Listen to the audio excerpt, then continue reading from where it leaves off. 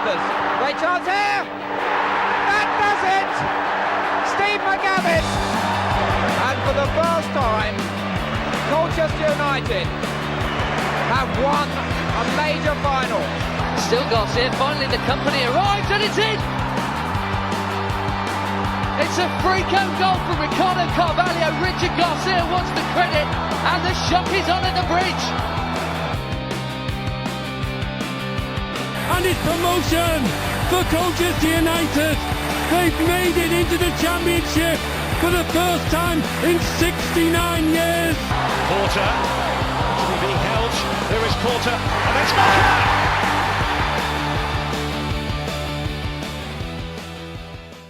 Welcome to Beyond The Barside, the podcast that covers all things Colchester United. I am Aaron J, and it's not been the best week for Colchester United as we fell short at home to Salford City. I'm joined as ever by Si and Dave. Not the best game to begin with. You know, it's not the ideal situation for the U's to be in. It felt like an opportunity where we could have closed the gap on the playoffs. I said over the weekend, Dave, it felt like, and it feels like throughout the season, that we take one step forward and two steps back. This result sort of echoes that sentiment, doesn't it? Yeah, it does. And it might be a bit of recency bias, but it feels like a lot of teams, like well-organised teams, good teams, I feel very confident in doing that to us at the moment, especially at home. You know, you're noticing they're reducing the space in behind, which nullifies a lot of the sort of the pace and the power that we have, and then taking that away from us, which means we're not as good on the transition. And then last week it was a game of moments. We took our moments. This week we didn't. We did have a couple. We were pretty dogged, to be fair to the players. Got no issue with it's absolutely not a question of effort or character or fight. Stuck in it. It's all for the good. Their results, their recent run form is sort of neither here nor there really in regards to sort of the squad that they've got at their disposal. But that's what Danny sort of said as well. Yeah, both before and after the game. Yeah, and when we did create the moments this week, we just didn't take them. That obviously we'll probably come on to. We'll probably discuss Kyrie's a little bit more, but he had the chance, obviously, that got to bury from the rebound. He also had a chance later on. We had a 2-on-1 to slip Jack Payne in. Little 5-yard pass and just overhit it. It was, and then the other moment, I thought there was one that fell to Arthur Reed on the edge of the box, exactly where Hayde wanted to fall to him, and just didn't make this the connection that he wanted to. Got underneath and hit it over the bar.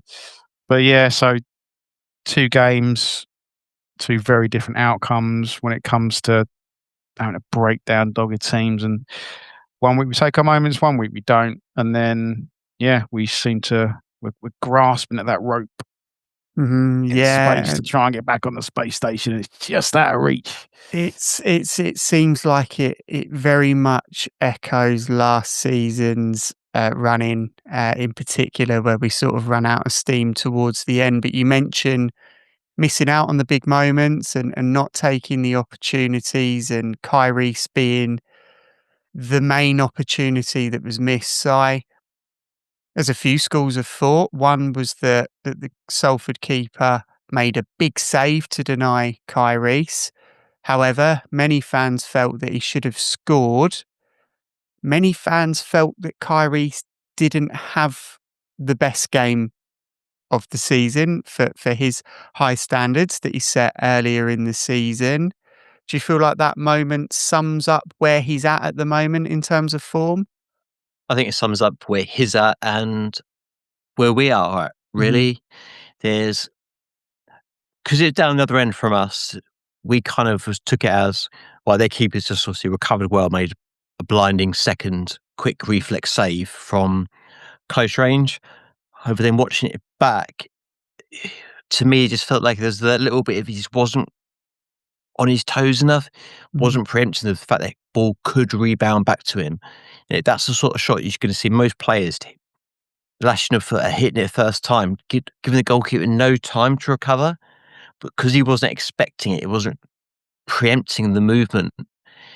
He's kind of got the ball stuck under his feet as he's tried to get his body and get himself out of that. That's what's given the keeper then time to recover. So it was a big save for them, obviously, because it kept the goal at 0-0. I don't think it was as big a save as sort of like this big wonder save that he produced out of nowhere. It's just a routine save that for Salford saved a big moment. Obviously, if we'd gone 1-0 up, then it's probably going to be a different game. I don't know with, obviously, Kyrie's. We've got to remember it's his first season in football. Obviously, which we were talking about at the beginning of the season. Was he a regular to start? Should he be coming off the bench? What should he be doing? Obviously, he's fought his way into starting 11 and become quite key. I just feel now that maybe it's time to give him a rest for a little bit, put him back on the bench, just maybe reignite his fire, because he seems to have lost half a yard, or maybe he's not as confident with what he's doing, like you alluded to the past. Jack Payne is just, it's just not, it just feels there's something holding him back. Yeah. Do you think that's a case? Sorry, Dave. Do you feel like that's a case of a long season taking a physical toll on someone in their first full professional season? Or do you feel like it's a young player devoid of a little bit of confidence at the moment? It's probably it's a bit of both. I don't really buy into he's a bit tired. Yeah, they play a little bit of football and get paid real well for it. I'm not going to go cry myself to sleep over that, am I? Kind of routine. But obviously, he's almost having to come up against a lot of firsts for a young player.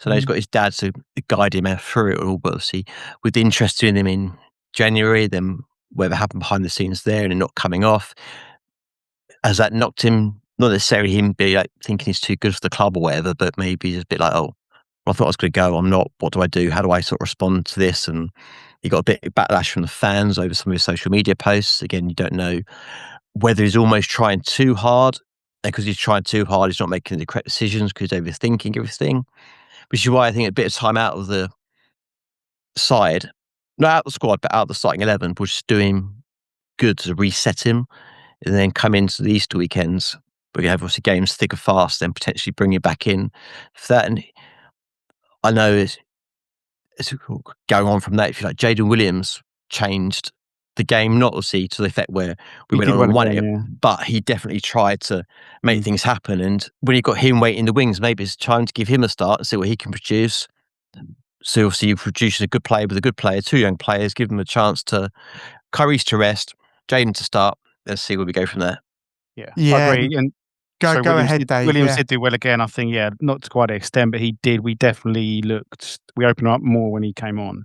And I think with Kyrie, it's the first time he's had a bit of a knock in confidence, whether that's, self-imposed because of what happened in January, or just, he's not been scoring. He's sort of had a few chances that he's missed. And there's that.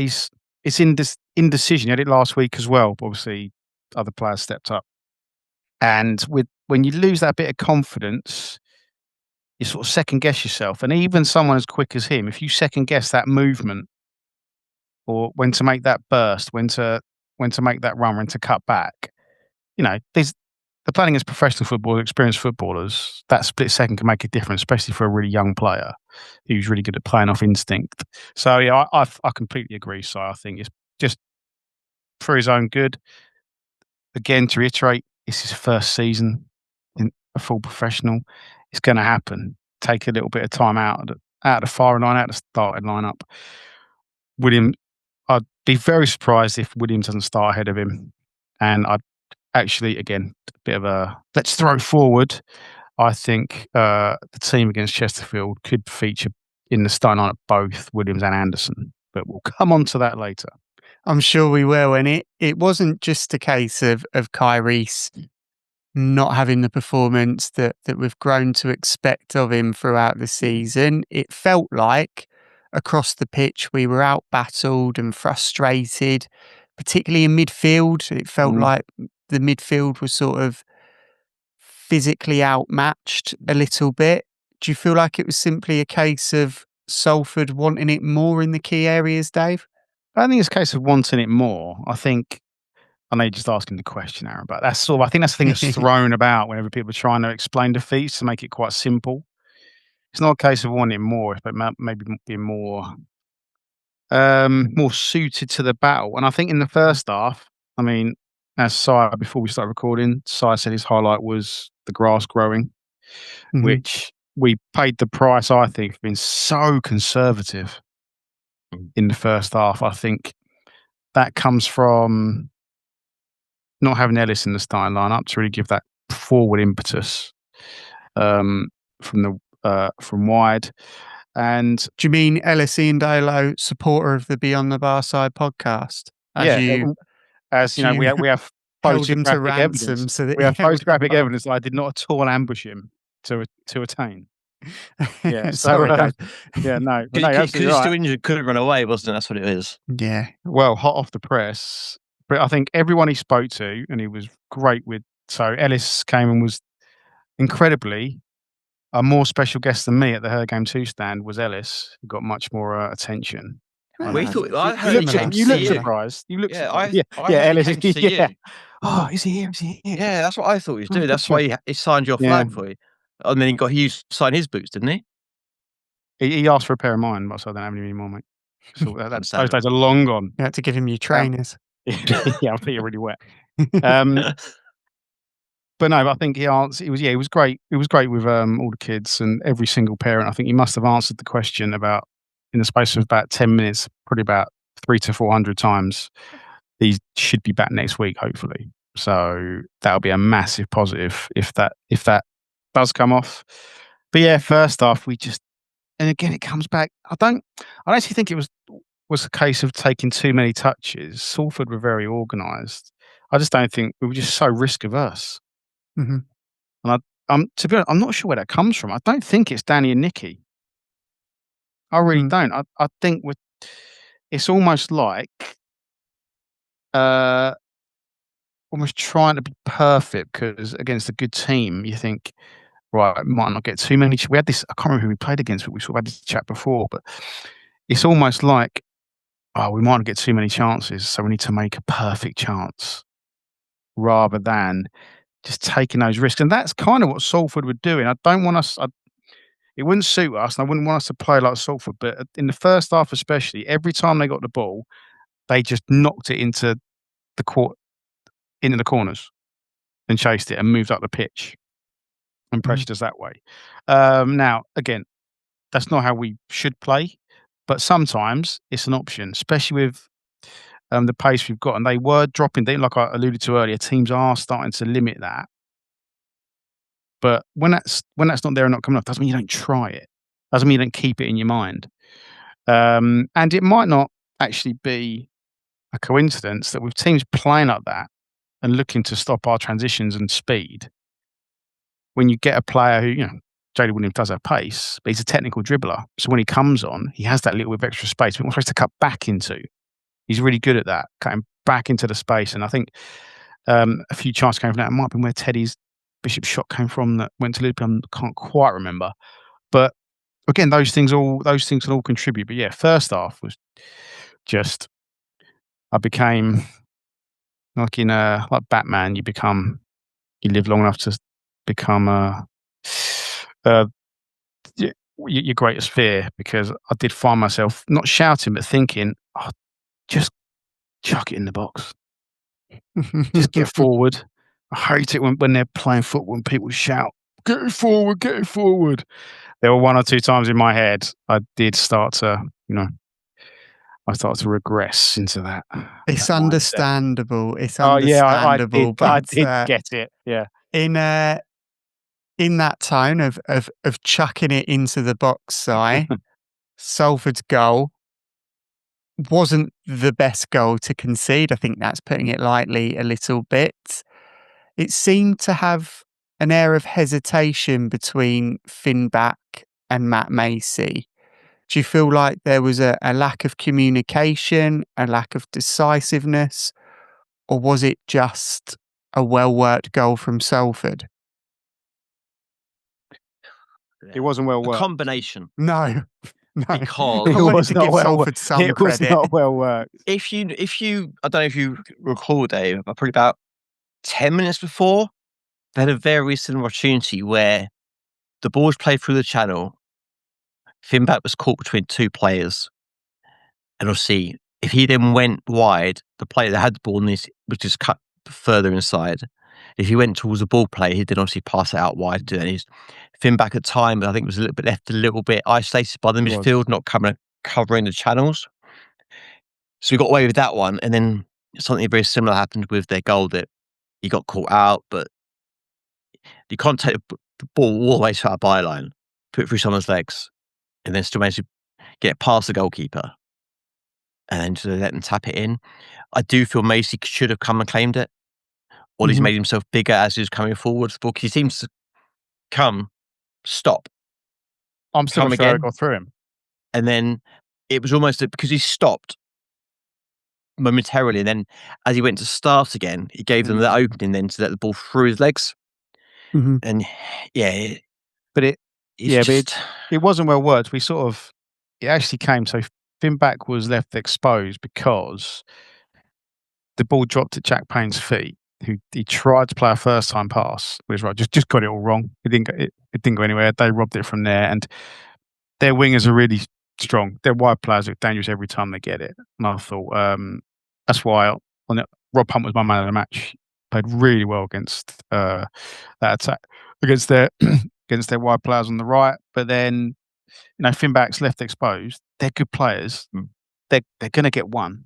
Yeah. Two. Yeah. And that is the thing. You've hit the nail on the head there. It's a lot of people obviously criticising Finback for it, but you've then got to look at the fact that he's the one been left exposed. He's the one that's under the magnifying glass for it. But actually, there should be players that are covering the channels that are being exploited against him. So it's almost like you're the player that is in the right position. Because you're in the right position, others aren't. You're now the one that looks like you're in the wrong. It's because Lisby had gone hoping for that pass from Payne to get there. But then, there was a split second where it looked like Back might have been able to get to the ball first, but he took the decision that he wasn't going to be able to. If he'd have done that, we'd have been completely exposed. Ultimately, it was the worst case scenario anyway. But I think the guy did get around him a little bit easily, but like I said, they're good players. Yeah. Sometimes they're going to do it. I think he was hoping that because he didn't put the challenge in to potentially give a penalty away, and he knew the ball was getting forced down to the byline. Then he's hoping, actually, if he does cut back aside, there's people are going to be back in time to cover it. Almost try and delay the pass rather than stop it. But it was just, you're not going to see, my moment of a goal than that this season from us. I'm sure we'll give it a go of trying to beat it. Speaking of Rob Hunt, Dave, he split opinion again, as Rob Hunt always does. You mentioned that he had a very good game. That was the opinion of quite a few people.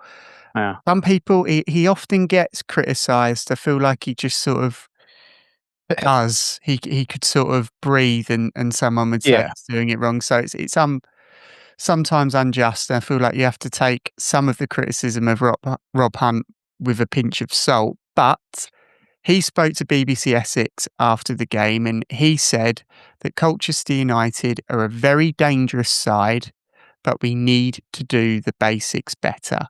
Now, I'm sure I know what your answer to this question is, but is that a fair assessment? Do your job. And he's the back he obviously four listens, doesn't he? He obviously knows what if it had said do your job, that would have been quite an odd thing for a professor of football to say, though. That's for teammates. Other than Roy Keane, post-match interview. Yeah. But he's talking about, the finishing, being in the right place, just and it is. And again, he's probably, a collective thing. If the guy gets past Finback, collectively, we need to do better after he's made that, because it was clearly on. The guy had 20 yards of space to run. It was clear what could happen. But I think Rob Hunt's probably alluding to taking your chances when they come.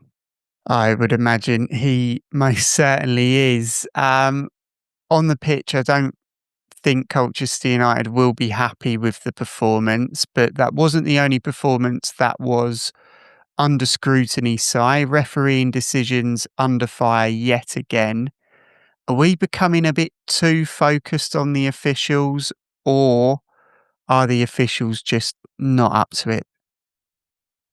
So I think whenever you're losing or the game's not going your way, officials are always going to be under scrutiny. This season seems to be a lot more interesting decisions, or maybe the consistency in the officials isn't there. But I don't necessarily blame the referee, but more the system. And what I mean by that is you've got a situation where you've got professional footballers training day in, day out, but then you're expecting an individual who's got this is practically a part-time job or a second job for them, to come along and be just as fit to keep up with play, if not a little bit fitter, because obviously you've got to do it for 90. There's no substitutions or breaks in play where you can drop deeper, etc., like some defenders or attackers can do. And that'd be they're not maybe incredible, getting by the way, wouldn't it? The ref just So you bet. starts shielding the back four because Yeah, he could do, couldn't he? they're Just like knackered. be an extra one. But they don't get that kind of moment. Then there was moments in the game where his assistant referees didn't help him out. They could probably see better what was going on. So yeah, the referee was poor. It's going to sound like sour grapes if we will sit there and just blame the referee, because ultimately we lost the game. And as Dave has alluded to, we didn't do the basics properly. We didn't take our chances. So we only got ourselves to blame for that. But officiating across the EFL needs to be looked at.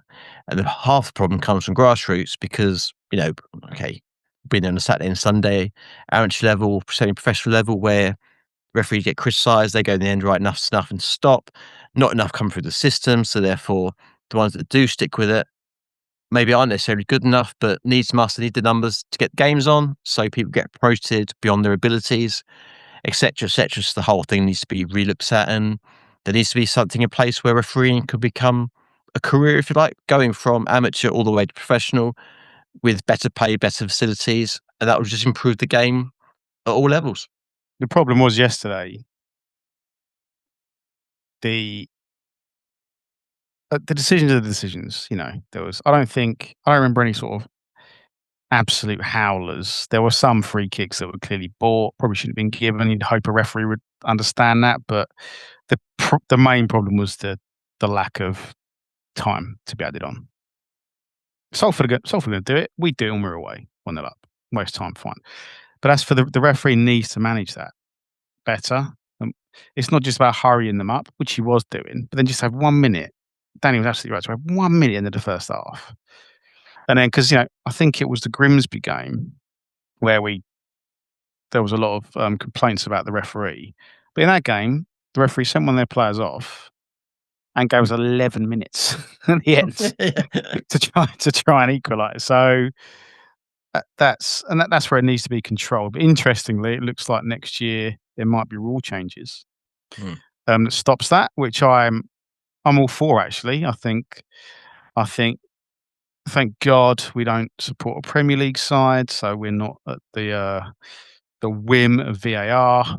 But I think the countdown for the goalkeeper having the ball in his hands has worked pretty well, and it looks like they're going to be doing something similar with throw-ins and free kicks. Just on the topic of throw-ins, something that I was going to bring up a few weeks ago, but it was actually the Barnet game. But we had a lot more to talk about that game, given that it was a 4-1 win. Yeah. I noticed that a couple of times Barnet foul throwed the ball. There's I so think many I foul say. throws. I reckon. Do you think that it's the most ignored law in the professional game? Yes, 70. I would estimate 70 to 80% of foul throws in professional football are technically foul throws. Yeah, and do you played Sunday League football side and watch it still. Referees are so hot. It's like they need that bit of power in Sunday League. So, you're a foul throw. Yeah. But most professional throws are foul throws. I wonder why they don't enforce it. Because you see more in the professional game, like you say, Dave, than you do on a Sunday or Saturday. Because so overinflated. But I think it's because it's almost that the referees, I don't know, maybe they don't want to come across, I'm being really jobsworthy, I'm picking up, because you know what the fouls will do? Oh, all right, you quickly have to pick up the foul throw, but you missed that foul, you missed that yellow card, you missed this. So it's almost like they kind of let that go under the radar, so they can't be. And do you know what? I'm okay with it. Unless someone, is standing 3 yards on the pitch. Like I think maybe last season in the Champions League, I think PSV scored a really important goal late on. And no one clocked that the guy was like 2 steps off when he threw the ball. It's because they used the shadow, wasn't it? The shadow of the stand encroached. No, it was different. I know the one you mean, though. That was like 10 yards, wasn't it? Yeah, but they used the shadow of the line as opposed to the actual guideline. Yeah, but no, that is definitely a thing. But I'm okay. But it's like go back to throw-ins though. It's like when they need to go, they pick it up, walk 5-6 yards, then run another 5 yards, then throw it.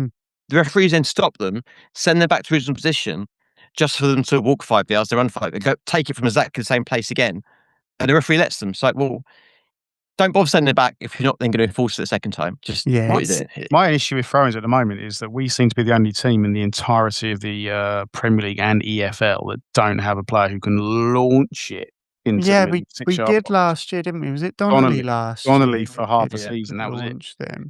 I think we discussed it. I think Greg Halford was the last one who could proper launch it. Sure, there was some. There must be more. Comment below. Yeah. I want to do it like the African dude did the World Cup. We did like a handstand onto the ball, then threw it. Yeah. If someone could do that, that'd be quite entertaining. Yeah, knowing they'd pop the ball or something and we wouldn't have any to play with. I don't know. It would be pop, dislocate his shoulder. That'd be the season.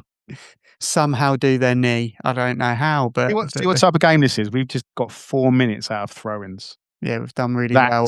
That says everything about this game. Which is probably an indicator that we need to wrap this up. Dave, I made this comment to you before we started to record, but the performance felt similar to the start of the season in a sense that we were bullied, frustrated, and suffocated by a wily opponent that came with a game plan.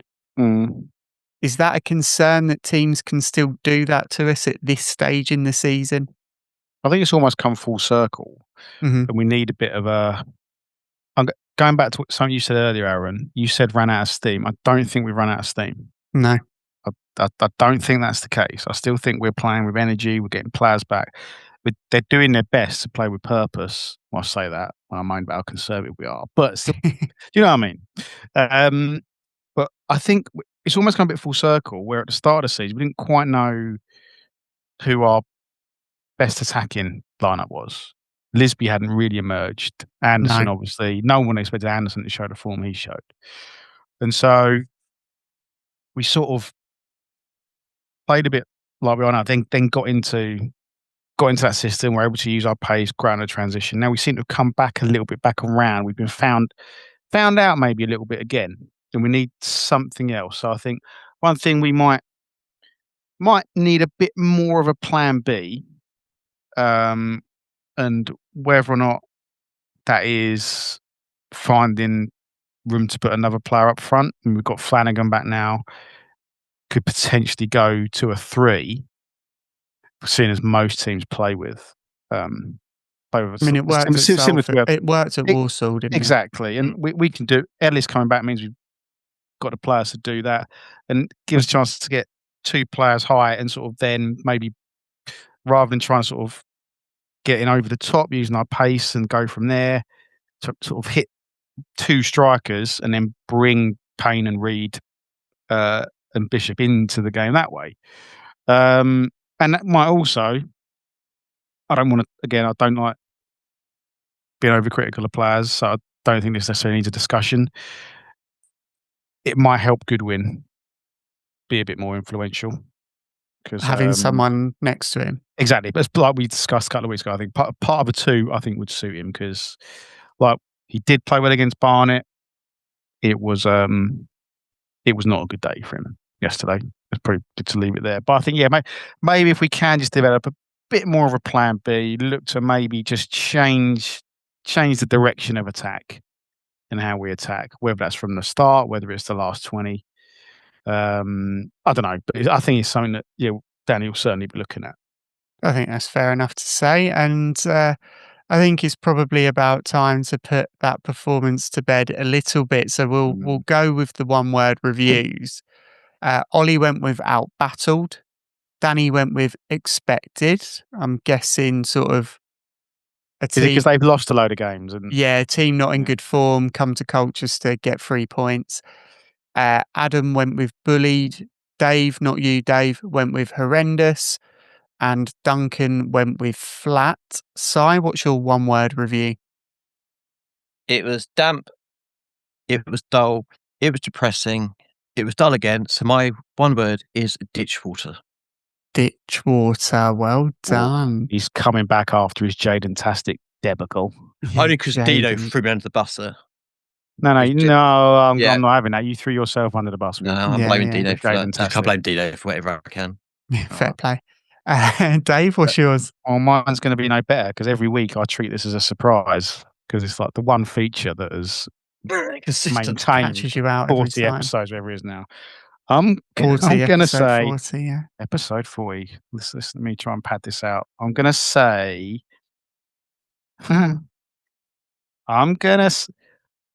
frisbee because it's almost Lisby.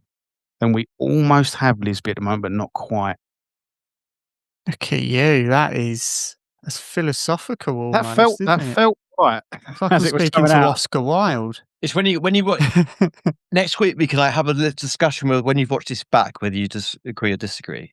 Yeah, I'm going to be interested to see how I feel when I listen to this back. It's when Kyrese goes over to you at Chesterfield and goes, "Did you call me a frisbee?" Because I want you to be you. I don't want a frisbee. I was about to say, is that an insult? Is that calling someone a frisbee insulting? I don't think so. I suppose it all depends on the tone you say it in. Anyway, frisbees aside, let's fly on into the Chesterfield preview. Bosh! And that's why it's the professional. Yeah. Dave, this feels like a really huge game. If we're to stay in the playoff race in particular, I love sort of going for the football cliches with you, but does it feel like we're in must-win territory? We're close to it. Maybe not must-win, but I do think we've said it a few times this season. I still think we can, but I think we're a team who is definitely capable of going on a 5, 6, 7 game winning streak. And it's not a case. I don't think it's a case now of that'd be nice. I think it's a case we got to. Yeah, we do. Yeah. Now, whether or not that starts at Chesterfield, I'm not entirely sure, but I do think Chesterfield are actually a good team for us to play.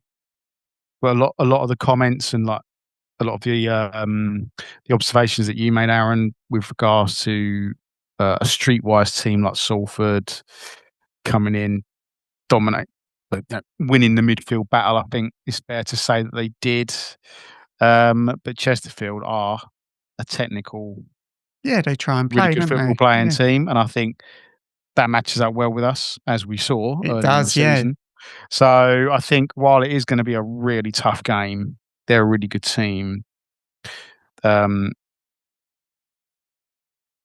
strengths match our strengths, so it's going to be a good test for us. I think so, and I think when we previewed Chesterfield, not for the Great Loss Pod, for the home fixture, we felt like it was either going to be 2 evenly matched sides that sort of cancel each other out, or that one team would be able to exploit the other because we would be going for it and we'd be trying to sort of play free-flowing attacking football, and that invariably can leave you open. We were able to obviously exploit Chesterfield in that regard and come away with the 3 points. So there's no reason that we can't go to their place and do it again. Si, they're in 8th position. They're 4 points ahead of us.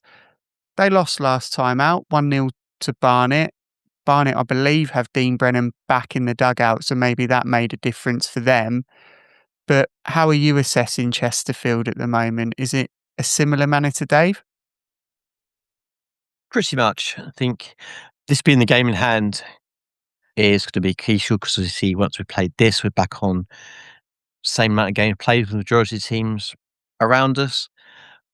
I feel if we can stay within 6 points of 7th place, then the run that Dave always says is going to start and start soon will be positive enough to potentially get us into playoffs. I think as soon as we slip to 7 points or more behind that place, that's when it becomes a little bit more difficult because it's three games, yes, bringing it. That's too much. When there's only one, realistically, there's only one player place up for grabs. Yes. I'd argue there's two, but still, the point still holds. Yeah. So it's kind of, it's not like say a must win because you don't know what the other results are going to do. But I think it's a game we need to get at least a point.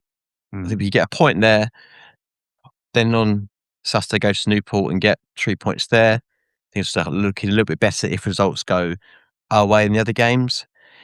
But I just feel that given how we played on Saturday, it's showing maybe why we're not quite playoff material yet. Because don't get me wrong, we've come a long way since where we were when Danny Nicky took over. We were always saying a couple of seasons ago, that's why we're not a mid-table team. We're not good enough. That's why we're always at the bottom. Now it's almost like this is why we're a mid-table team. We're not quite good enough to take the next steps. We need to take that next step. So it'll be an interesting game. But as everything Colchester, there's another spanner in the works, and we haven't got a substitute goalkeeper. We haven't, and that is interesting. The FA not allowing us to get a goalkeeper in on an emergency loan. Frankie Terry was on the bench, sort of, if Matt Macy got injured. Do you think that's why? We were discussing, actually, me and Samir. It was mentioned in, I think it was John's article, that Frankie Terry was... Oh, right. Danny certainly mentioned it, that Frankie Terry was sort of elected to go in goal if that were because we were speculating the scenario. I just put Rob Hunt in there. That's got to be the only position he hasn't played this season. He's a bit too short to go in goal, I think. You know, I said Tucker just because he seems like one of those guys you would have really been really jealous of at school, just good at whatever he turns his hand to. Well, the situation, there's a few different scenarios. Do we continue to not include a goalkeeper on the bench? Someone mentioned that it's less than a 5% chance of that person being needed, but Tom Smith has been needed a couple of times this season. So, and what was the percentage of knee additional injuries like across the league last year? How many have we had? So we cannot play percentages. We certainly can't. So it does seem like maybe an unnecessary risk to take. So that then leaves you with the option of using one of the youth team goalkeepers, Harrison Chamberlain. I know he's injured. He's still out. He's injured. Mm-hmm. So he's not out on loan at Cray Valley. No, that leaves you with even less experience. The only goalkeeper we've currently got is currently going through was about to go through GCSEs. So it's big time for him at the moment.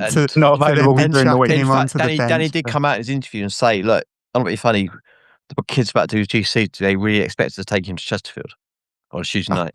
Drag him out to school and take him to and let's be honest, if there's going to be a football manager that values the education of the younger players, it's going to be the one that used to be a secondary school teacher, isn't it? Danny places a lot of value on sort of the personal growth of the players that he works with. So to do that to them, you know, potentially would go against some sort of moral compass that he may have. So then do we look at a free agency market, see who is out there, not assigned to a club, to bring in?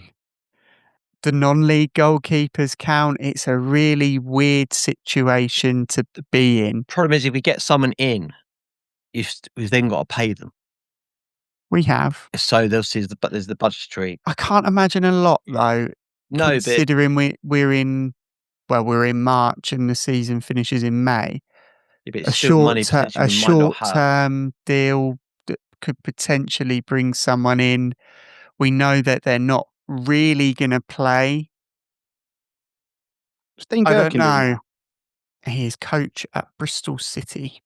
Okay, bit of a commute. Bit of a commute.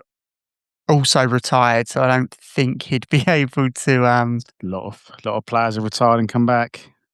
Yeah, I mean it's an interesting one. I don't know if there are any goalkeepers that are without a club at the moment. There must be, but yeah, there's so many factors. Yeah, and ultimately, if they're at a club, at the start of March, yeah. there's going to be a reason. But is that reason the one that Si alluded to, is that clubs can't afford to take a punt on a second or third choice goalkeeper? Financially, it's not really viable, but when you've only got one goalkeeper at the club, all of a sudden it becomes a bit more viable, doesn't it? The last day of the window where we get someone on loans injured. So at least we're not going to go down that route like we normally do. Yeah, why don't we see Charlie Owens? Let's put him in goal. Charlie Owens, who's the lad? Forbes, was it from? Yeah, who was West Ham? Was it West Ham? Mm-hmm. Yeah. I did see a couple of people be like, "Well, just put Samson in goal because he's great at diving." Yeah, but can he catch? That's just social media being social media, isn't it? It's an interesting predicament to be in. I would love to know what Danny's solution is going to be.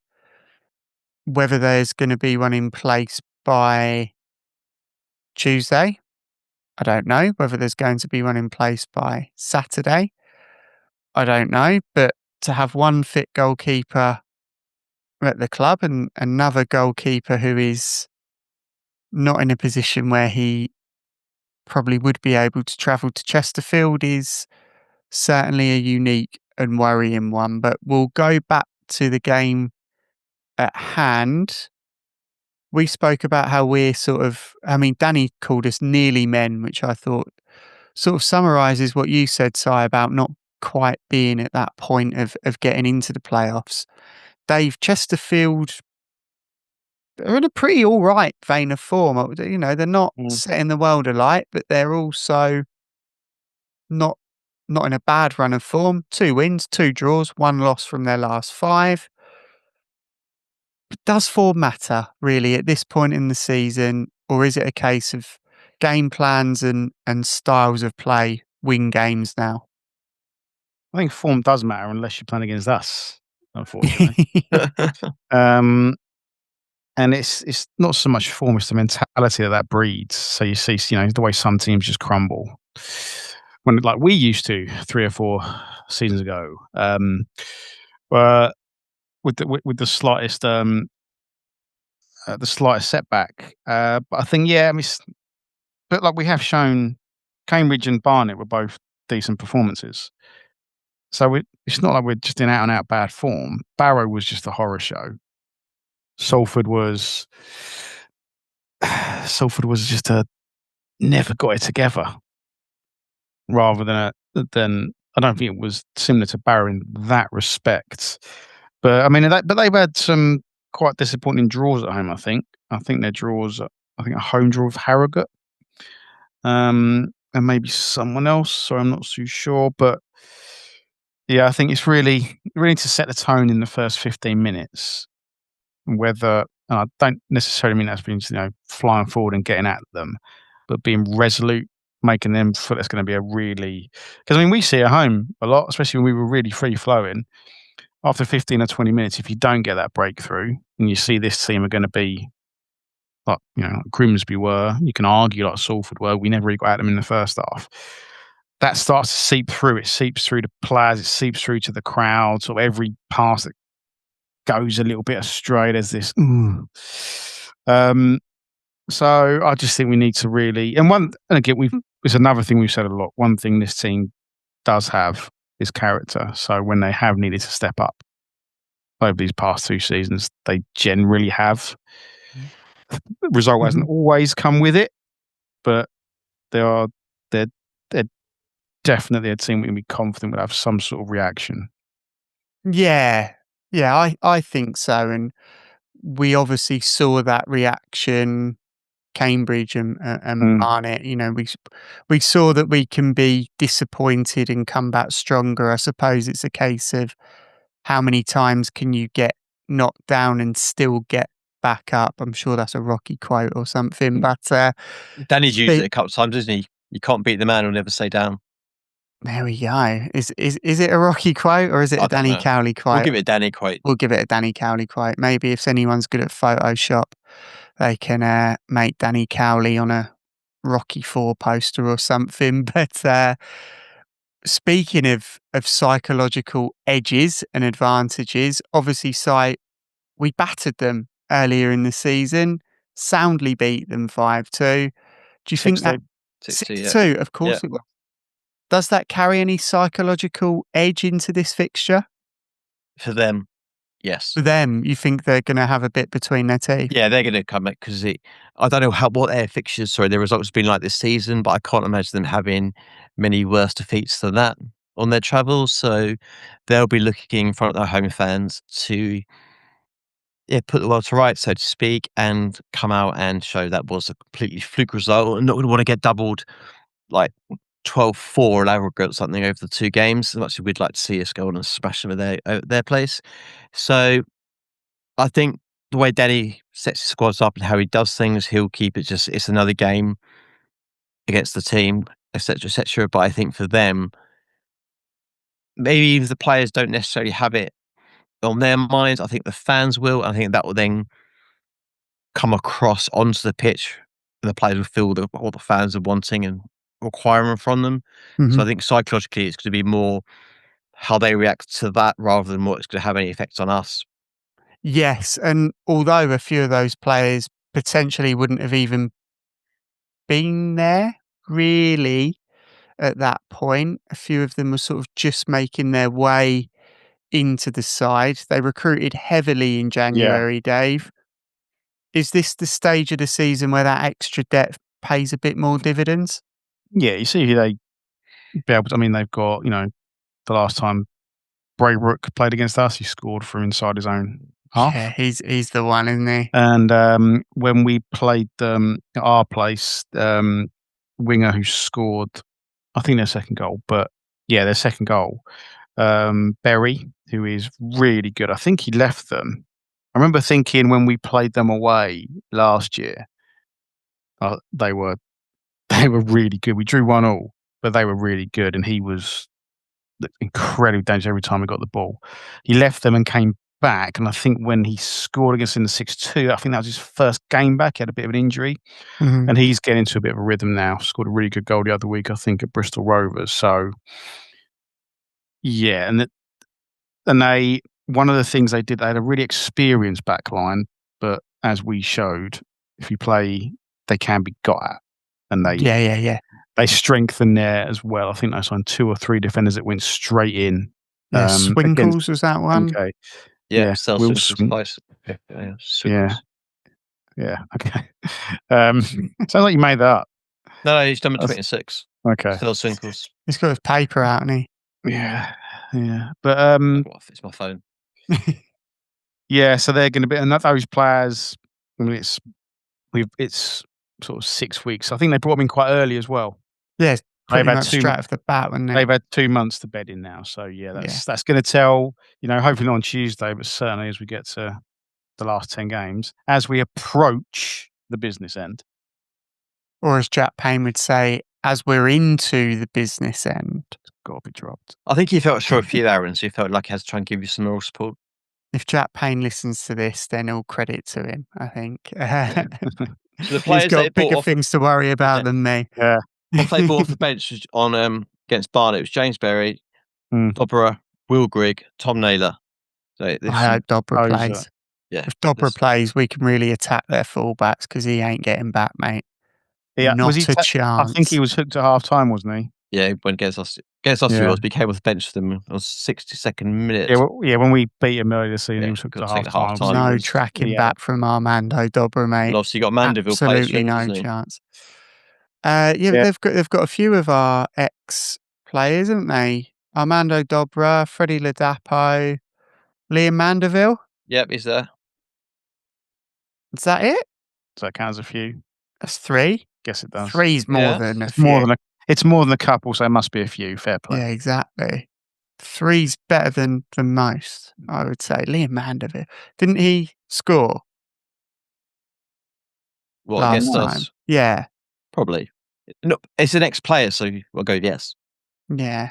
I feel like he did. Anyway, we're going off on tangents, and probably we should wrap this up a little bit. We'll go for the score predictions. Dave, what are you going for? I'm gonna say we're gonna draw. I think both teams, us particularly, are going to really want something from this game. So I think there's going to be goals. I think we'll draw 2-2. 2-2. Yeah, I think Reed's going to score and Anderson's going to come back and score.